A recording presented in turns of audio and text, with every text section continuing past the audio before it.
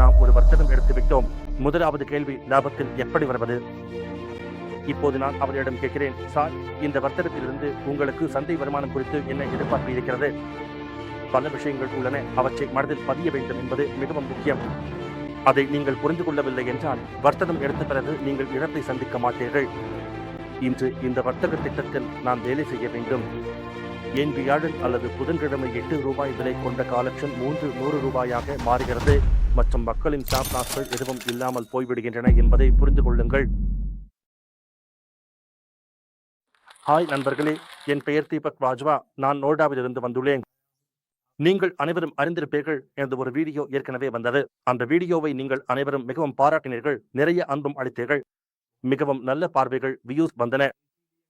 அதனால்தான் நான் இங்கே மறுபடியும் வந்திருக்கலாம். ஏனெனில் அந்த வீடியோவில் எனக்கு நிறைய கேள்விகள் வந்தன, எனக்கு நிறைய வாட்ஸ்அப் மெசேஜ்கள் வந்தன. நிறைய பேர் வாட்ஸ்அப்பில் எனக்கு நல்ல வார்த்தைகள் சொன்னார்கள். ஒருவர் மட்டும் நல்லது இல்லை என்றும் சொன்னார்கள். ஏன் அவர்கள் நல்லது இல்லை என்று சொன்னார்கள் என்பதையும் நான் பகிர்ந்து கொள்கிறேன். ஏன் நல்லது என்று சொன்னார்கள் என்பதையும் நான் சொல்லப் போகிறேன். ஆனால் மொத்தத்தில் இன்று நாம் விவாதிக்கப் போகிறோம் என்பது, நாம் எப்படி சொந்தமாக ஒரு லாபகரமான பயணத்தை தொடங்கலாம் என்பதை குறித்து. நாம் எப்படி சொந்த இழப்புகளை குறைக்க முடியும் என்பதையும் பார்க்க போகிறோம். நாம் எப்படி சொந்தங்களை இப்படி சீரமைக்கலாம் என்றால், நாம் மிகச்சிறந்த லாபத்தில் இல்லை என்றாலும் இழப்பில் கூட இருக்காமல் இருக்க முடியும். நாம் நம் இழப்புகளை கட்டுப்படுத்த தொடங்கினால் லாபம் மெதுவாக வரத் தொடங்கும். முதலாவது கேள்வி, லாபத்தில் எப்படி வருவது? லாபத்தில் வர ஒரே ஒரு வழிதான் நண்பர்களே. அது என்னவென்றால், உங்கள் வர்த்தகங்களை ஒரு சிறந்த முறையில் எடுங்கள். ஒரு வர்த்தகம் எடுப்பதற்கு முன், இந்த வர்த்தகத்தை நான் ஏன் எடுக்கிறேன் என்று யோசிக்கவும். இந்த வர்த்தகத்தை எடுப்பதற்கான காரணம் என்ன? நான் இதிலிருந்து லாபம் எடுக்க முடியுமா? இந்த எல்லா விஷயங்களையும் நாம் வர்த்தகம் எடுப்பதற்கு முன் யோசிக்க வேண்டும். இந்த வர்த்தகத்தின் ரிஸ்க்டு ரிவார்டு விதம் எனக்கு சாதகமாக இருக்கிறதா? ரிஸ்க்டு ரிவார்ட் என்றால், நான் 30 ரூபாய் இழப்பை ஏற்க விரும்பினால் எனக்கு 90 ரூபாய் கிடைக்குமா அல்லது 120 ரூபாய் கிடைக்குமா என்பதுதான். இதற்காக நான் எந்த ஸ்ட்ராட்டஜியை பின்பற்றப் போகிறேன்? நான் இதில் ஏதேனும் ஹெட்ஜ் எடுத்துள்ளேனா இல்லையா? என் இந்த நிலை இழப்புக்கு சென்றால் அதற்கு நான் கடுமையான ஸ்டாப் லாஸ் வைக்கிறேனா இல்லையா? இந்த எல்லா விஷயங்களையும் நாம் இந்த வர்த்தகத்தை எடுப்பதற்கு முன்பு யோசிக்க வேண்டும். இப்போது வர்த்தகம் எப்படி செய்ய வேண்டும்? அப்படி என்றால், வர்த்தகம் செய்வதற்கு 3 அல்லது 4 முறைகள் உள்ளன. முதலில் நாம் சார்ட்டை பின்பற்றலாம், அல்லது ஒரு ஸ்ட்ராட்டஜியை பின்பற்றலாம், அல்லது ஒரு குறிப்பிட்ட முறையை பின்பற்றலாம். அதில் எனக்கு இங்கே வாங்க வேண்டும் அல்லது இங்கே விற்க வேண்டும் என்று தெரிந்து கொள்ள முடியும். அல்லது நாம் ஒரு முறையான வர்த்தக முறையை தொடங்கலாம். இப்போது முறையான வர்த்தகம் என்றால் என்ன, அதை பற்றியும் நாம் விவாதிப்போம். ஆனால் வர்த்தகம் செய்வதற்கு இந்த 3-4 வழிகள் உள்ளன. இப்போது நாம் ஒரு வர்த்தகம் எடுத்துவிட்டோம். எங்களுக்கு தெரிந்த அளவுக்கு சிறந்த முறையில் எங்களுக்கு புரிந்ததை வைத்து நாம் ஒரு வர்த்தகம் எடுத்துவிட்டோம். அதனால் இப்போது அதில் என்ன செய்ய வேண்டும் என்று நாம் யோசிக்க வேண்டியதில்லை. ஒரு முறை வர்த்தகம் எடுத்துவிட்டோம் என்றால் அது ஸ்டாப் லாஸ் அடையும் அல்லது இலக்கை நோக்கி செல்லும். இப்போது இதில் மீண்டும் நம்முடைய மனதை குழப்பினால் அங்கு வர்த்தகம் கிட்ட போய்விடும். அதனால் முதலில் நம்முடைய மனதை நிலைநிறுத்த வேண்டும். வர்த்தகம் எடுத்த பிறகு நம்முடைய மனதில் ஒரு நேர்மறை எண்ணம் மட்டும் வைத்திருக்க வேண்டும். அதாவது, இது ஸ்டாப் லாஸ் அடையும் அல்லது இலக்கை அடையும். நடுவில் வேறு எந்த செயலும் இருக்காது. நடுவில் மீண்டும் இப்படி சிந்திக்க கூடாது, ஐயோ எனக்கு இப்படித்தான் தோன்றுகிறது, எனக்கு அப்படித்தான் தோன்றுகிறது, போய் அண்ணாவை அழைக்கலாமா, சரி அழைக்கலாமா என்று. இவை எல்லாம் செய்யக்கூடாது. இந்த மாதிரியான எல்லா விஷயங்களும் நீங்கள் வர்த்தகம் எடுக்கும் முன்பே செய்ய வேண்டும். ஒரு முறை நீங்கள் வர்த்தகத்தில் நுழைந்து விட்டீர்கள் என்றால் அந்த வர்த்தகத்தை ஸ்டாப் லாஸ் அல்லது இலக்கு வரைக்கும் தொடர வேண்டும். அதனால் இதுதான் ஒரு வர்த்தகத்தை எடுக்கும் ஒரே முறையாக இருக்க வேண்டும். இரண்டாவது, நீங்கள் எந்த ஒரு சார்ட்டை பின்பற்றுகிறீர்களோ அந்த சார்ட்டான் உங்களுக்கே சொல்வது உங்கள் திசையில் போகிறதா அல்லது எதிர் திசையில் போகிறதா என்று. அது உங்கள் எதிர் திசையில் போய்கொண்டிருந்தால் ஸ்டாப் லாஸ் வெட்டுங்கள். உங்கள் திசையில் போய்கொண்டிருந்தால் தொடர்ந்து பயணியுங்கள். இப்போது நீங்கள் 30 பாயிண்ட் ஸ்டாப் லாஸ் வைத்திருக்கிறீர்கள், மேலும் இந்த வர்த்தகம் மேலே செல்லும் என்று நினைக்கிறீர்கள். அது உங்கள் பையஸ் தொகையில். வர்த்தகம் என்றால் அது உங்கள் திசையில் போய்கொண்டிருந்தால் மற்றும் நீங்கள் லாபத்தில் இருந்தால், ஒருமுறை நீங்கள் 30-40 பாயிண்ட் லாபத்தில் வந்துவிட்டீர்கள் என்றால் உங்கள் எஸ்டோட் இலை நடத்தி காசுக்கு கொண்டு வாருங்கள். அதனால் குறைந்தபட்சம் இப்போது நீங்கள் இழப்பில் இருக்க மாட்டீர்கள். அதற்கு பிறகு எஸ்டோட் இலை நாமும் ட்ரெயில் செய்தால் நமக்கு லாபம் வர ஆரம்பிக்கும். இதுதான் ஒரு முறையான வழி ட்ரேடு எடுப்பதற்கானது, சரியான முறையான வழி என்று நான் சொல்ல வேண்டும். இந்த மாதிரி நாம் எங்கள் ட்ரேடிங் செயல்பாடுகளை மேம்படுத்தினால் குழப்பமான மனதிலிருந்து ஒரு நிலையான மனதுக்கு வருவோம். மேலும் நாம் செய்ததை நாமே நம்பிக்கையுடன் இருப்போம். அப்படி செய்தால் நாம் எப்போதும் ட்ரேடிலிருந்து லாபத்துடன் வெளியே வருவோம். நாமே குழப்பமாக இருந்தால் இது எப்படி நடக்கும், இது எப்படி நடக்கும், எனக்கு லாஸ் வந்துவிடுமோ என்று நினைத்துக் கொண்டிருந்தால் அப்போ என்ன நடக்கும்? அந்த ஸ்டாப் லாஸ் பக்கம் வந்தவுடனே நீங்க சொல்றீங்க, அடவிடு, இதுவும் லாஸ போயிடுச்சுதோ, நான் எப்போதும் லாஸ தான் வருகிறேன். நீங்க காத்திருக்கவே மாட்டீங்க. அந்த ட்ரேடு லாஸ மீண்டும் கட் ஆகும். நீங்க அதிலிருந்து லாபம் எடுக்க முடியாது. அதனால்தான் நாம ரொம்ப ஸ்டேபிளா, ரொம்ப குளிர்ந்த மனசோட ஸ்ட்ராட்டஜியையும் புரிந்து கொண்டு நம்முடைய சிஸ்டத்தை பின்பற்றணும் என்பதையும் புரிந்து கொண்டு ட்ரேடு செய்யணும். அப்படின்னா ட்ரேடுக்கு இது ஒரு முறை. இரண்டாவது, நாம எந்த ட்ரேடையும் எடுக்கணும்னா, எந்த விதத்திலையும் எடுக்கணும்னா, அதோட பொசிஷன் சைசிங்கை ரொம்ப கட்டுப்பாட்டோட வைத்துக்கணும். உதாரணத்திற்கு, நான் ரூ. 1,00,000 ட்ரேடு பண்ணுறேன் என்று வைத்துக்கோங்க. நான் ஒரு ட்ரேட்ல மட்டும் ரூ. 10,000 தான் போடணும். அந்த ரூ. 10,000 போடும்போது அதிகபட்சமாக நான் எடுக்கக்கூடிய லாஸ் ஒரு ரூ. 1,000 தான் இருக்கணும். அப்படின்னா என் முழு மூலதனத்தில் ஒரு ட்ரேடுக்கு எனக்கு வரக்கூடிய லாஸ் ஒரு ரூ. 1,000 தான் இருக்கணும். அப்படின்னா என் மூலதனம் ரூ. 1,00,000 இருக்குது. லாஸ் ஒரு ரூ. 1,000 இருக்குது. அதாவது நாம ஒரு ட்ரேடுக்கு 1% லாஸ் தான் எடுத்துக்கொள்றோம். அப்படின்னா நாம இந்த விகிதத்தை பின்பற்றினோம், இந்த விகிதத்தில் நாம நடந்தோம் என்றால் நம்முடைய லாஸ்கள் குறைவாக இருக்கும், நம்முடைய லாபங்கள் அதிகமாக இருக்கும். ஏனென்றால் நாம 1, 2, 1, 3 மாதிரி லாஸ் மற்றும் லாப விகிதத்தில் நடக்கப் போகிறோம். இரண்டாவது, எனக்கு நிறைய கேள்விகள் வரும். நிறைய பேர் நான் உங்களுக்கு சொன்ன மாதிரி கடந்த வீடியோக்கு பிறகு 500க்கும் மேல் மெசேஜ்கள் வந்திருக்கின்றன. அதனால் நான் பெரும்பாலும் அவர்களிடம் ஒரு கேள்வி கேட்கிறேன். அதற்கு பலர் என்மேல் கோபப்படுகிறார்கள். சார், நீங்க எப்படி இப்படி பேசுறீங்கன்னு. அப்போ நான் அவர்களிடம் சொல்றேன், நீங்க தான் இப்படி பேசுறீங்க, நான் அப்படி பேசலை டோட். உதாரணத்திற்கு நான் எல்லாரிடமும் கேட்கிறேன், அண்ணா உங்க காப்பிட்டல் எவ்வளவு இருக்கிறது என்று.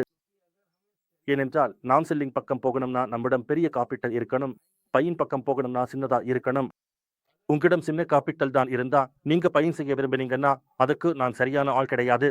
ஏனென்றால் நான் ஒரு செல்லர், அதனால் அதற்காக உங்களை வழிகாட்ட முடியாது. ஆப்ஷன் செல்லிங்கில் அதிக காப்பிட்டல் தேவை. இப்போ நான் மக்களிடம் கேட்கும்போது உங்க காப்பிட்டல் எவ்வளவு என்று, பொதுவாக மக்களின் பதில், சார் 1,00,000, 2,00,000, 5,00,000 தோட். சரி, அது ரொம்ப நல்ல விஷயம் தானே. 20% மக்களின் காப்பிட்டல் 1,00,000 முதல் 2,00,000 வரை இருக்கிறது. இப்போ நான் அவர்களிடம் கேட்கிறேன், சார் இந்த மார்க்கெட்டில் ரிட்டர்ன் பற்றிய உங்கள் எதிர்பார்ப்பு என்ன என்று. அப்போ மக்கள் சொல்றாங்க, சார் 50,000, ரூ. 1,00,000 வருமானம் வந்தா போதும் டோட், நாங்க ரொம்ப சந்தோஷமாக இருக்கோம். அவர்களிடம் ரிவர்ஸ் கால்குலேஷன் பாருங்க டோட், 2,00,000 காப்பிட்டல் இருக்கு. 1,00,000 மாதம் சம்பாதிக்கணும்னு நினைக்கிறீங்களா? ஒரு மாதத்திற்கு 2% ரிட்டர்ன் என்றால், அதாவது ஒரு வருடத்திற்கு 600% ரிட்டர்ன் என்பதுதான் அர்த்தம். வங்கி நமக்கு ஒரு வருடத்திற்கு மொத்தம் 7% தான் தருது. ஆனா உங்க எதிர்பார்ப்பு 600%. அப்படின்னா நீங்க நஷ்டமில்லாம வெளியே வர முடியாது. ஏனென்றால் அந்த அளவுக்கு ஆக்கிரமத்தோடு விளையாடுவீங்க. இல்லையெனில் அந்த ஆக்கிரமத்தோடு ட்ரேட் பண்ணுவீங்க. ஏனென்றால் உங்களுக்கு 600% ரிட்டர்ன் எடுக்கணும். அதனால் நான் அப்படி யோசிக்கவே முடியாது. ஏனென்றால் எனது சொந்த ரிட்டர்ன் 15 முதல் 18% தான். மார்க்கெட் நம்மேல் ரொம்ப தயவாக இருந்தது. சில ட்ரேட்களில் மார்க்கெட் நமக்கு ரொம்ப நல்லது காட்டிச்சு. அப்படின்னா நாம 24% வரை எடுக்க முடியும். இதுக்கு மேல நாம எடுக்கவே முடியாது. நீங்க எந்த பெரிய ட்ரேடரையும் சந்திச்சீங்கன்னா, எந்த நல்ல ட்ரேடரையும் சந்திச்சீங்கன்னா அவங்க ரிட்டர்ன் 20% முதல் 30% வரை மாறும். அதாவது 2 முதல் 2,5% வரை. இப்போ நம்மோட எதிர்பார்ப்பு என்னன்னா, என்னை அணுகுற பலர் சொல்றாங்க, சார் 50,000 ரூபாய் சம்பாதிக்கணும். 1,00,000 மூலதனம் இருக்கு, 50,000 ரூபாய் சம்பாதிக்கணும். 2,00,000 மூலதனம் இருக்கு. அப்படின்னா நாம எங்க பேசிக்கிட்டு இருக்கோம்? 50%, 60% மாதிரி ரிட்டர்ன் கிடைக்காது, கிடைக்காது, கிடைக்காது.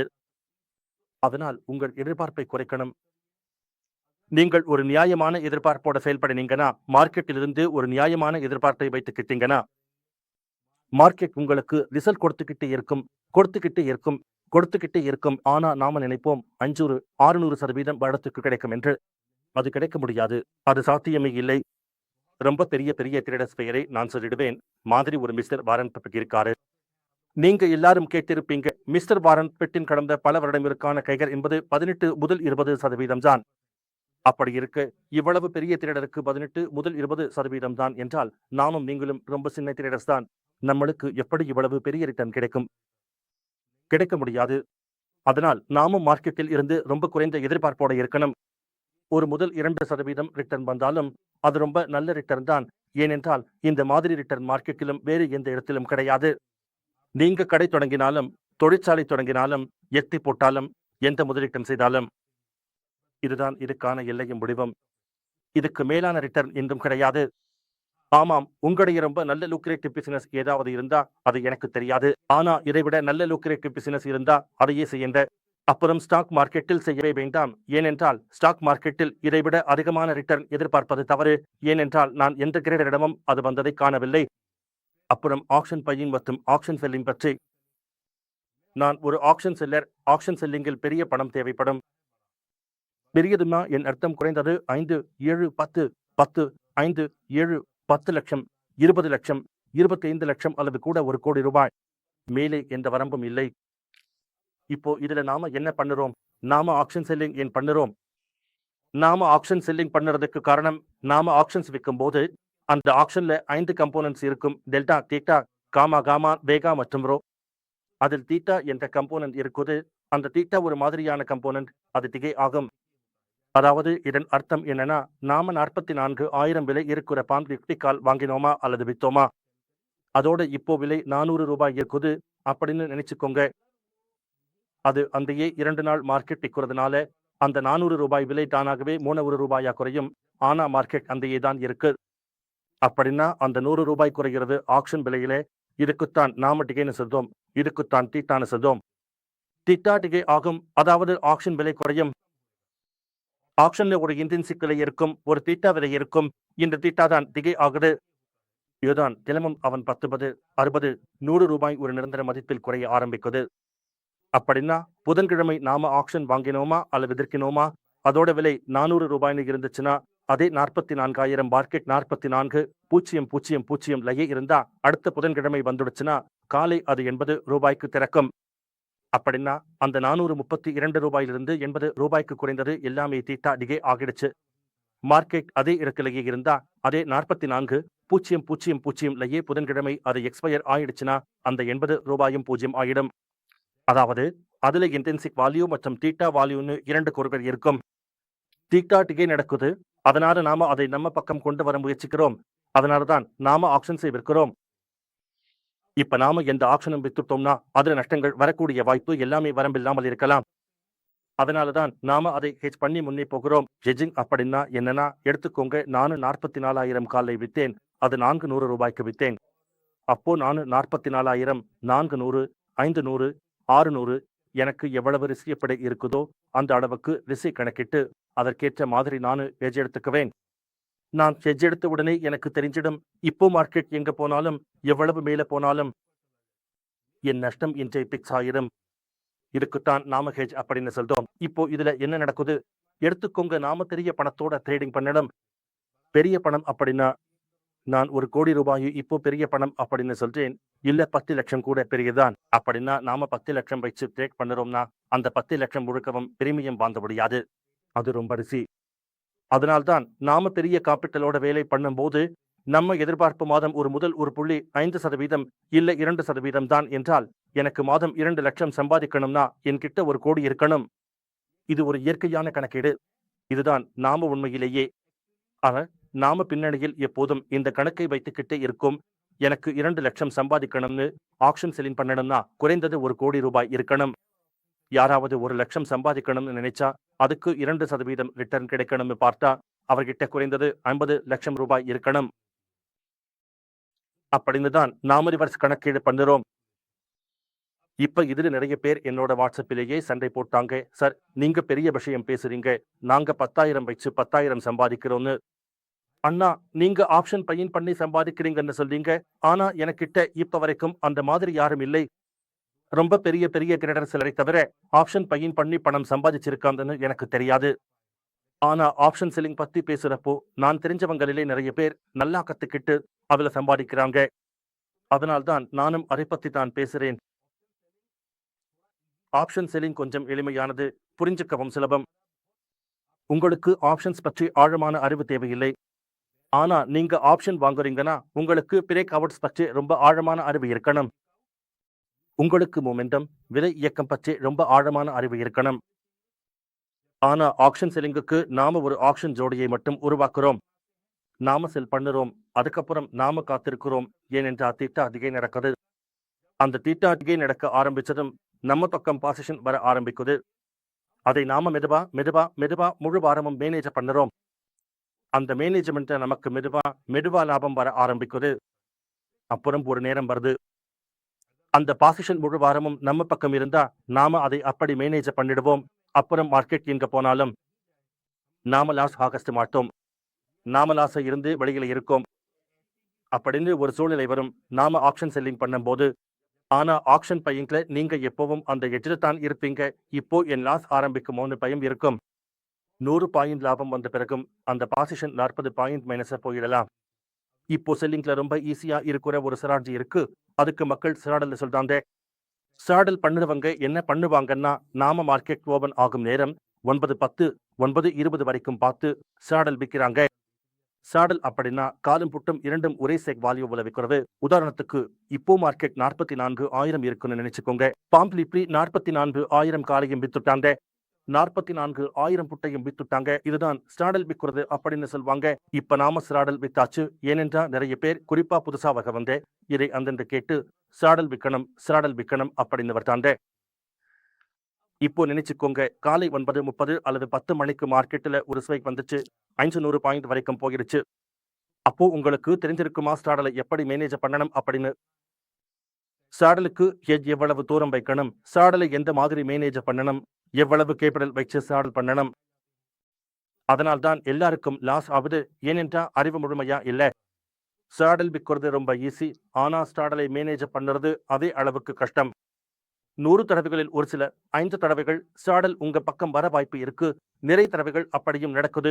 நீங்க காலை 9:20 மணிக்கு ஸ்ட்ராடல் விக்கிறீங்க. மாலை 3:30 மணிக்கு பார்த்தீங்கன்னா அது உங்களுக்கு 50 பாயிண்ட் லாபம் கொடுத்திருக்கும்.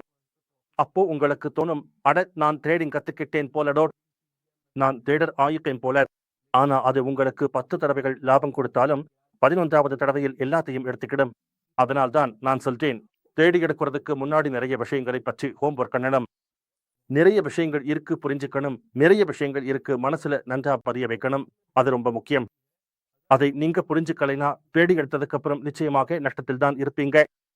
தேடி எடுக்கிறதுக்கு முன்னாடி எனக்கு தெரிஞ்சிருக்கணும், மார்க்கெட் 500 பாயிண்ட் கீழே விழுந்தாலும் இல்லனா 500 பாயிண்ட் மேல போனாலும் நான் என்ன பண்ண போறேன் என்று. அந்த நேரத்தில் நான் பானிக்காக மாட்டேன். நான் பானிக்காக வந்தா எனக்கு ஏற்கனவே ஸ்ட்ராட்டஜி காகிதத்தில் எழுதப்பட்டிருக்கணும். இந்த பாயிண்ட நான் இதை செய்யணும் என்று. அது இல்லை என்றால் நான் ட்ரேடு எடுக்க தயாராகவே இல்லை. நான் ட்ரேடு எடுக்கவே கூடாது. மக்கள் இதுதான் தவறு செய்றாங்க. யாரோ யூடியூப்ல பார்த்துட்டாங்க ஸ்ட்ராடல் மூலம் நிறைய பணம் கிடைக்கும் என்று. யாரோ பார்த்துட்டாங்க ஸ்ட்ராங்கிள் மூலம் நிறைய பணம் கிடைக்கும் என்று. யாரோ பார்த்துட்டாங்க ஆப்ஷன் செல்லிங் மூலம் நிறைய பணம் கிடைக்கும் என்று. அதிலேயே இறங்கிட்டாங்க. இறுதியில் என்ன நடக்குது? நாம எல்லாம் லாஸ் தான் பார்க்கிறோம். நமக்கு லாஸ் வரக்கூடாது. நமக்கு லாஸ் வரக்கூடாது. இந்த விஷயத்தை ஒவ்வொரு காலை 10 தடவை நோட்டில் எழுதுங்க. லாஸ் வரக்கூடாது. அதுக்காக நாம என்ன செய்யணும் என்றால் லாஸ் வராத மாதிரி நடக்கணும். அதுக்காக நாம நம்ம தயார் செய்யணும். ஒரு நாள் முன்னாடியே புரிஞ்சுக்கணும், நாளைக்கு இந்த ட்ரேட் பிளான் பண்ணணும் என்று. நான் ஒரு ட்ரேட் பிளான் எடுத்துக்கிட்டு உட்கார்ந்தா மார்க்கெட் எங்க போனாலும் பரவாயில்லை. இன்று நான் தான் இருக்கேன். நான் எப்படி ட்ரேடிங் பண்றேனோ எனக்கு எந்த டென்ஷனும் இல்ல. மார்க்கெட் எங்க போனாலும் நாம் 9:20 9:30 9:50க்கு எடுத்து வைத்த ட்ரேட் தான். நமக்கு தெரியும் மார்க்கெட் மேல போனா நாம இதை செய்யணும். மார்க்கெட் கீழே போனாலும் இதை செய்யணும். இந்த ட்ரேட் பிளான் தான் நடக்கணும். நாம ரொம்ப கமப்பட்டபிளா இருக்கோம். அதனால்தான் நம்மோட குறிக்கோளை அடைய முடிகிறது. ஏனென்றால் நாம நம்பிக்கையோட ட்ரேட் பண்றோம். நாம் நம்மோட ட்ரேட்ஸை ரொம்ப நம்பிக்கையோட செய்தோம். அந்த நம்பிக்கை ஏன் இருக்குது? ஏனென்றால் நமக்கு நாம என்ன செய்யணும் என்று தெரியும். அதாவது எல்லா ட்ரேடர்ஸும் லாஸ் செய்யும் ட்ரேடர்ஸும் இப்போ புதிதாக மார்க்கெட்டுக்கு வந்த ட்ரேடர்ஸும் அவர்களுக்கு நான் ஒரு அறிவுரை சொல்ல விரும்புகிறேன். அதாவது உங்கள் முழு மூலதனத்தோட ட்ரேட் செய்யாதீங்க.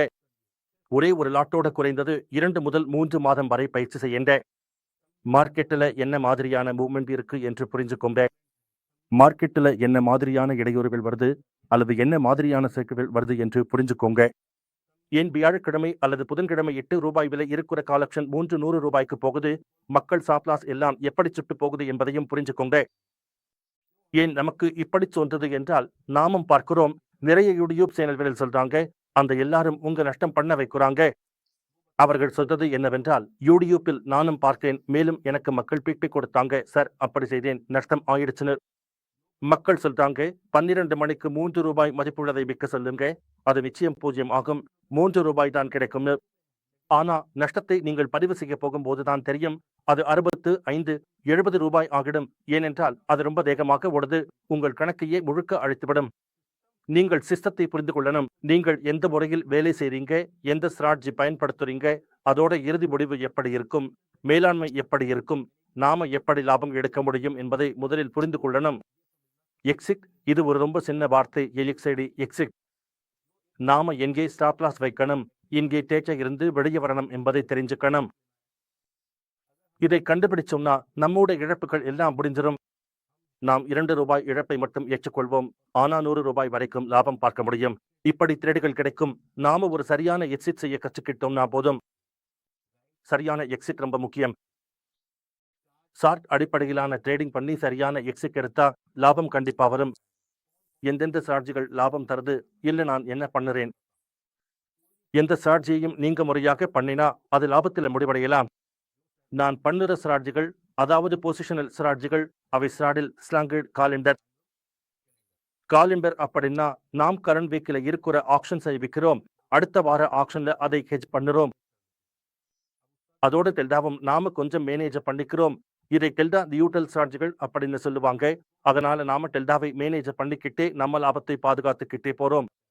முதல் நாள், அதாவது புதன்கிழமை நாம இந்த வேலை செய்யும் போது எடுத்துக்கோங்க, நம்ம அதிகபட்ச இழப்பு 3% இருக்குது. அடுத்த நாள் அதை 2.2%க்கு கொண்டு வச்சோம். அப்புறம் 2%, அப்புறம் 1.8% என்று கொண்டு வச்சோம். இப்படித்தான் நாம நம்ம இழப்பை கட்டமைக்கிறோம். மெதுவாக குறைக்கிறோம். குறைந்த அளவுக்கு கொண்டு வச்சோம். மற்றும் ஒரு நேரம் வரும், அந்த நேரத்தில் நம்ம இழப்பு குறைந்து கொண்டே லாபமாக மாறிவிடும். இதுதான் நாம எப்படி ட்ரேடு பண்றோம்னு சொல்றது. ஆப்ஷன் செல்லிங்ல இதையே புரிஞ்சுக்கணும். முதலாவது, ட்ரேடு எண் எடுக்கணும். இரண்டாவது, ட்ரேடு எப்படி மேனேஜ் பண்ணணும். மூன்றாவது, ட்ரேடு எடுத்த பிறகு ஸ்டாப் லாஸ் வந்தா கண்டிப்பா ஸ்ட்ரிக்ட் ஸ்டாப் லாஸ் வைக்கணும். பரவாயில்ல, ஸ்டாப் லாஸ் கிட்ட ஆயிடுச்சு, வைக்கிறேன். அடுத்த ட்ரேடு மீண்டும் எடுப்போம். மீண்டும் வரும், மீண்டும் வைக்கவும். 100 தடவையும் வரும், 100 தடவையும் வைக்கவும். ஆனா நாம லாஸ் பெருசா எடுக்க மாட்டோம். ஏனென்றா மார்க்கெட்டில் எப்போதும் அதிக வோலாட்டிலிட்டி இருக்காது. ஒரு வாரம் ரொம்ப வோலாட்டிலிட்டி இருந்தா அடுத்த வாரம் அதை விட கொஞ்சம் குறைவாக இருக்கலாம். மூன்றாவது வாரம் வோலாட்டிலிட்டி கண்டிப்பா செட்டில் ஆகும். ஒரு மாதம் முழுக்க மார்க்கெட் ரொம்ப வோலாட்டிலிட்டி இருக்கும் அப்படின்னு முடியாது. அதனால்தான் உங்களுக்கு வாய்ப்பு கிடைக்கும். நீங்க உங்க சின்ன சின்ன லாஸை வெட்டிக்கிட்டு பெரிய லாபத்துக்கு நோக்கி செல்லுங்கள். இன்று நான் என் ஆப்ஷன் ட்ரேடர் சகோதரர்களுக்காக கொஞ்சம் நல்ல விஷயம் சொன்னேன் என்று நினைக்கிறேன். ஆப்ஷன் செல்லின் பக்கம் நீங்க ஊக்கப்படுங்கள், பணம் வரும்.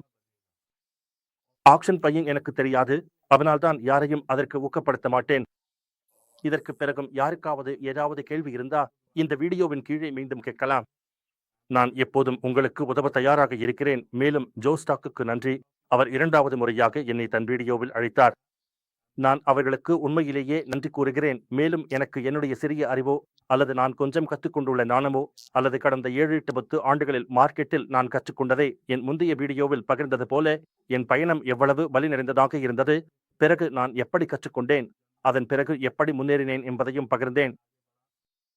அதனால் என் இந்த அறிவால் உங்கள் கற்றல் வளைவு கொஞ்சம் குறையலாம் என்று நினைக்கிறேன். மேலும் நான் உங்களுக்கு ஏதாவது கொடுக்க முடியும் என்று நம்புகிறேன்.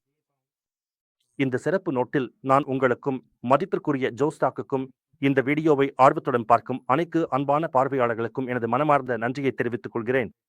தயவு செய்து இந்த வீடியோவை லைக் செய்து உங்கள் நண்பர்கள் மற்றும் குடும்பத்தினருடன் ஷேர் செய்து எங்கள் சேனலுக்கு சப்ஸ்கிரைப் செய்யுமாறு அன்புடன் கேட்டுக்கொள்கிறேன். உங்கள் ஆதரவுக்கு மிக்க நன்றி.